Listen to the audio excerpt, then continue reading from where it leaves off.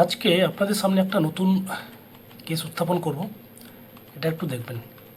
এটা হচ্ছে একটা 70 ইয়ার্স মেল পেশেন্ট হাসপাতালে ভর্তি হয়েছিল সিভিয়ার হিস্ট্রি নিয়ে। পেশেন্টের ছিল লেফট সাইডে উইকনেস, সঙ্গে আনকনসাস, ওনার একটা এনসিসিটিভ ব্রেন হয়েছে।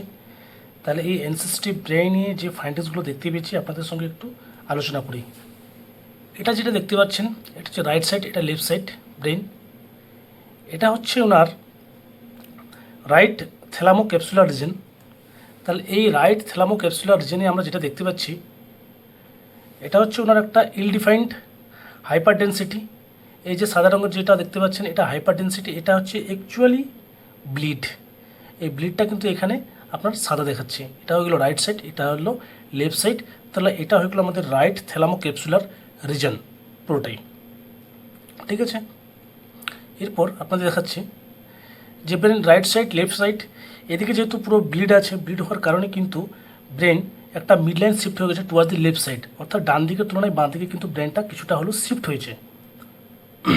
আর ডান দিকে যেটা আছে এটা হচ্ছে আপনার ভেন্টিকুলার কম্প্রেশন আছে, কারণ যেহেতু ভেন্টিকুলার মধ্যেও ব্লাড ঢুকেছে, এই ব্লাড ঢুকে যাওয়ার কারণে কিন্তু এখানে একটা ভেন্টিকুলার কম্প্রেশন দেখা গেছে। এবার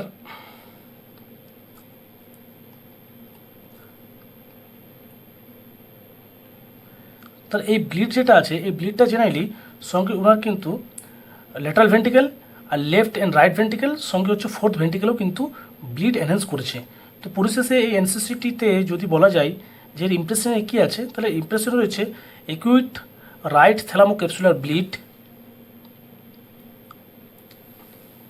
যেটা intraparenchymal extending into the ventricle with midline shift. তো এই ধরনের হেমরেজিক স্ট্রোক জেনারেলি খুব কম দেখা যায় এবং এই কেসগুলো